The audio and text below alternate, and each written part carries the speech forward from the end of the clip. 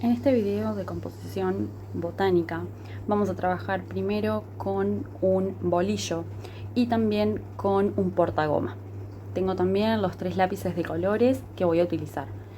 El primer paso va a ser pintar la hoja de mi flor del pájaro o ave del paraíso. Para eso voy a borrar las nervaduras que dibujé previamente con mi portagoma.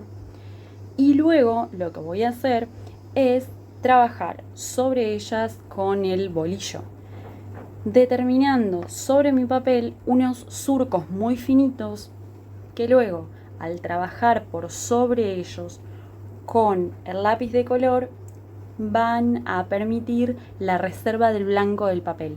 Justamente esta técnica es de reserva de blancos.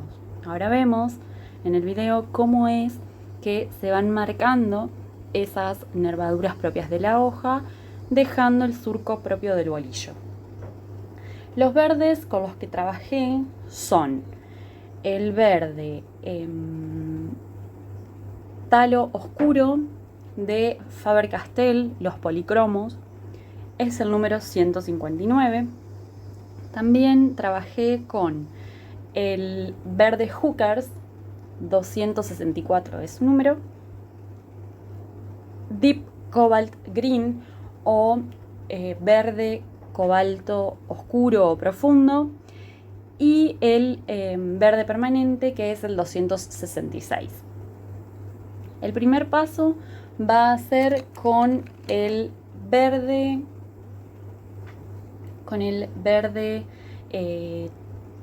talo oscuro. Voy a trabajar sobre lo que quiero que sea la zona de luz de la hoja. Cuando pretendemos pintar una hoja, siempre se recomienda que nos guiemos por la nervadura central. Desde ella establezcamos cuál va a ser la zona de luz y cuál la de sombra de cada una de las mitades de la hoja. En este caso yo comienzo pintando desde la nervadura central hacia el lado izquierdo de la hoja y desde el borde inferior o exterior, mejor dicho, hacia el borde interior. Comienzo con entonces el verde talo oscuro para dar mi zona de luz a toda la región de la hoja. Pinto siguiendo la forma de la hoja y, si ustedes van viendo, van surgiendo en la misma las distintas nervaduras que fuimos marcando. Esos surcos no van a cubrirse por el lápiz de color, justamente porque es una zona profunda que queda en nuestra hoja blanca. Sigo ahora con el verde profundo de cobalto, ¿sí? Y doy una capa, con el verde Hookers, ¿sí? Me confundí, con el verde Hookers. El siguiente, el que uso para dar el color más oscuro, la zona de sombra, ese sí va a ser el cobalto profundo, el verde de cobalto profundo. Este que estoy utilizando en este momento es el verde Hookers. Ven que voy tratando de lograr un degradé perfecto entre cada uno de esos colores. Por lo tanto, voy a comenzar con el segundo color sobre la línea de unión entre el primer color y el blanco de mi papel y extenderlo hasta casi llegar, incluso en algunos lugares, hasta llegar a la zona del centro de la hoja, es decir, de la nervadura central. La nervadura central no fue trabajada con el bolillo, sino que la reserva del blanco en este caso es manual, por así decirla. Es decir, voy a obviar pintar ese sector que corresponde a la nervadura central. Ahora sí, voy a trabajar con el verde más oscuro, que es este verde cobalto profundo, para apegarme a la nervadura central y extenderlo hacia el verde Hookers que utilicé con anterioridad, que es el verde en el que queda entre medio de los otros dos, podemos decir.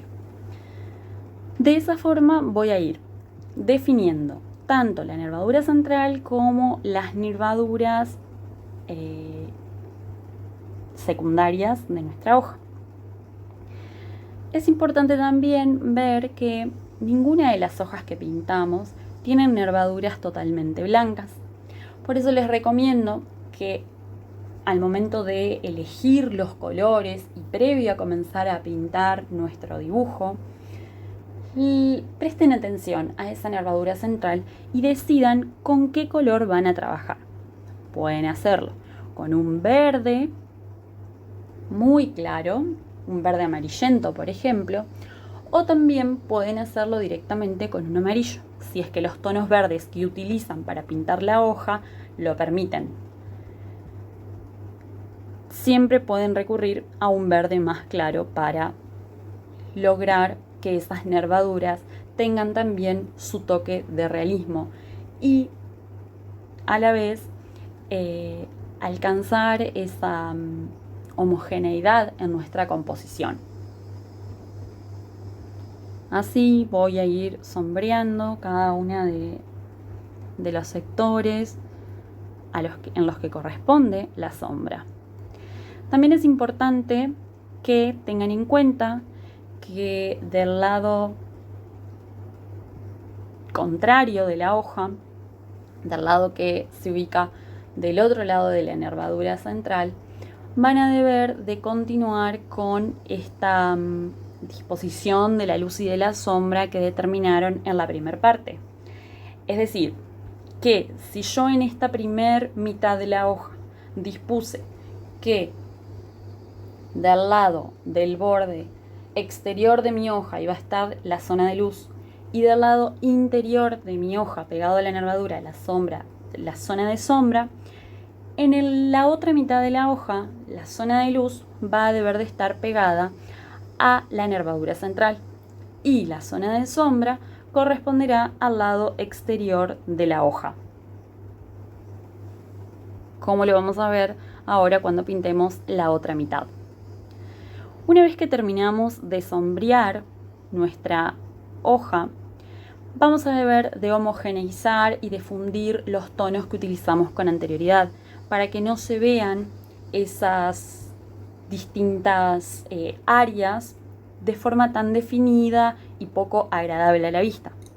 Para eso lo que hago yo es volver a utilizar el verde Hookers y así pasar por toda mi hoja, extendiéndolo incluso hasta la zona de luz, sin cubrirla totalmente, porque justamente queremos que se distingan igualmente las zonas de luz, de sombra y de media sombra, y así poder determinar la tridimensionalidad del objeto que estamos pintando. Ven, estoy trabajando acá con el verde Hookers, fundiendo los tonos. Si ustedes observan, van a ir viendo cómo es que cambia la superficie de nuestra hoja, cómo es que se vuelve más homogénea. Dejan de estar determinada con tanta intensidad esa sombra que hicimos con el verde de cobalto profundo, así como también deja de ser tan chocante a la vista esa diferencia entre uno y otro color.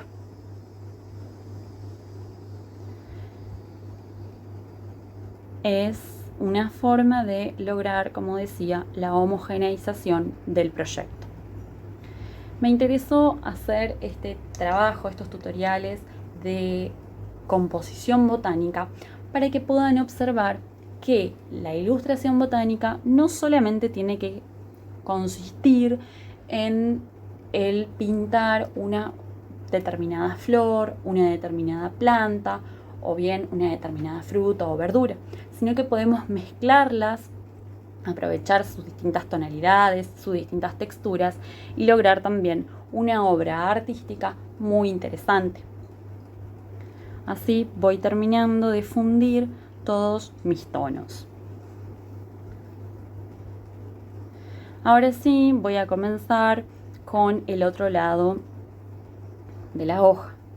Puedo también antes intensificar un poco esa zona de luz que había dado y a la vez dar mayor luminosidad a toda mi hoja con el verde más claro que utilicé, que era el verde talo oscuro.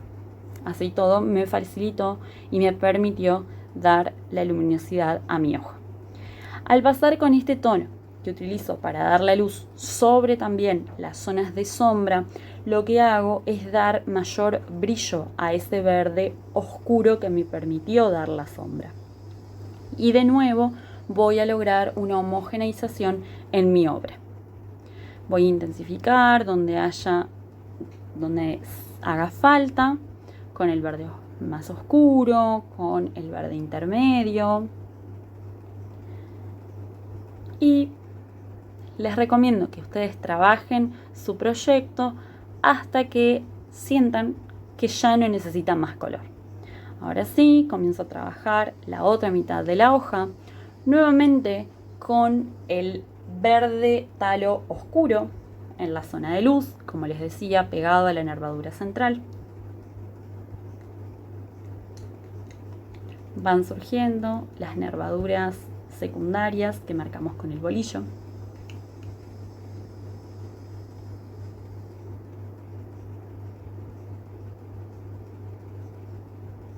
De esa forma. Extiendo este verde que utilizo para dar la iluminación hasta aproximadamente la mitad de la superficie a pintar. Luego también pueden observar que no lo hago en forma lineal, es decir, no marco una línea perfecta en donde va a empezar y donde va a terminar cada uno de los colores. Prefiero justamente el pintar de esta manera, el ir dejando partes en blanco en mi papel, para luego, cuando voy a pintar con mi segundo color, lograr que la forma en que se funden esos dos tonos sea más precisa, sea más delicada y que realmente se estén fundiendo y no encuentre luego los dos tonos determinados y sin lograr algo homogéneo. Ahora bien, voy a seguir con mi verde hookers, dando la segunda capa de color. En realidad es la primera capa, pero es el segundo tono de color. La segunda capa la damos luego de haber trabajado con los tres tonos. Con este verde hooker sí llego ya hacia el borde exterior de la hoja. ¿Ven cómo vamos fundiendo los dos tonos?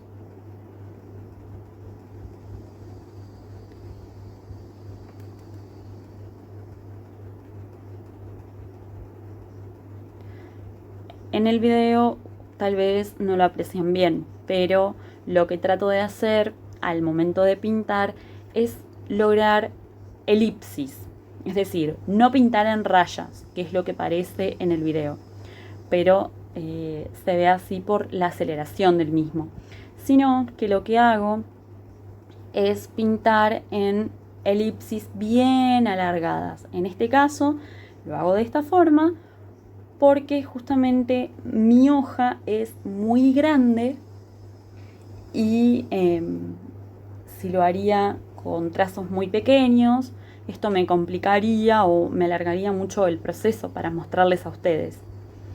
Lo que estoy haciendo ahora es trabajar con el verde de cobalto profundo, Deep Cobalt Green, para dar y determinar mi área de sombra. Es ahora que ustedes van a poder visualizar cómo va surgiendo esta forma tridimensional de la hoja. Quiero destacar que esta ilustración botánica, que en realidad es una composición botánica, porque al terminar de ver todos los videos ustedes podrán observar la diversidad de hojas y de flores que hemos pintado, no está dirigida a ser una ilustración realista ni hiperrealista.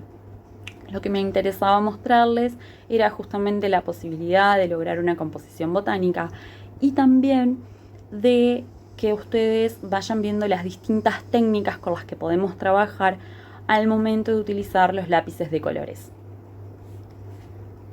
En este caso, yo utilicé los lápices de colores profesionales policromos de Faber-Castell en su versión de 120 colores, perdón. Es por eso que voy mezclando con gran variedad. Utilizo todos los tonos que me parecen ideales para trabajar cada parte de esta composición. Así vamos finalizando. Pueden ver también que elijo generalmente un tono oscuro, un tono intermedio y un tono para dar la zona de luz. Ahora de nuevo estoy fundiendo los colores usando el verde Hookers. Ven cómo cambia la textura y la superficie de nuestra hoja. Si ven hacia la parte inferior de la hoja, donde la misma está más gruesa, los colores donde todavía no están fundidos se ven como simple manchas muy definidas de las zonas más oscuras y de las zonas de mayor claridad. Cuando utilizo este verde Hookers, lo que hago es lograr que esa superficie de mi hoja sea más suave a la vista, los colores estén fundidos y esto me genere otra percepción y otro placer visual.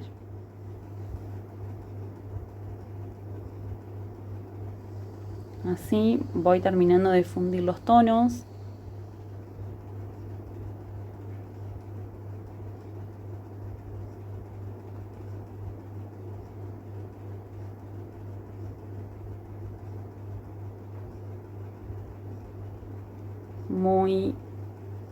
Muy apegada al borde. Los bordes de nuestras figuras siempre deben ser perfectos. No debemos salirnos de esos bordes. Y si eso sucede, les recomiendo que recurran a la goma de borrar.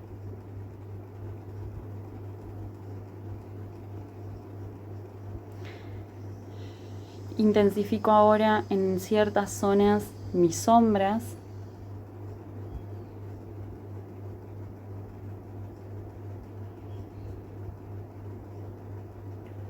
Con el verde cobalto profundo.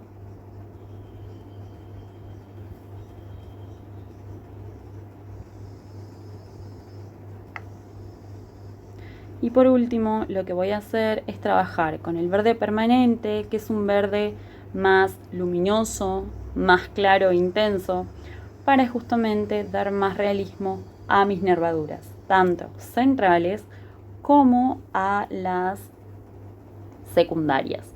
Lo que hago es trabajar con el lápiz en punta y no cubro la totalidad de la nervadura, sino que voy haciendo líneas o pintando de forma entrecortada para lograr justamente que se mantengan ciertas zonas con el blanco del papel y así lograr que también en esas nervaduras tenga zonas de luz, de sombra y media sombra. Puede ser que en el video no lo aprecien con toda claridad, pero los invito a que realicen esto con un verde más claro y que tenga algún tinte de mayor cantidad de amarillo, porque es lo que le va a dar también iluminación a su proyecto. Al final del video les dejo una fotografía del trabajo terminado para que allí puedan comprobar esto que les digo, respecto de cómo fundimos los colores, respecto a los surcos que han quedado en el papel por la utilización del bolillo y también de la forma de destacar esas nervaduras a través de un verde más intenso.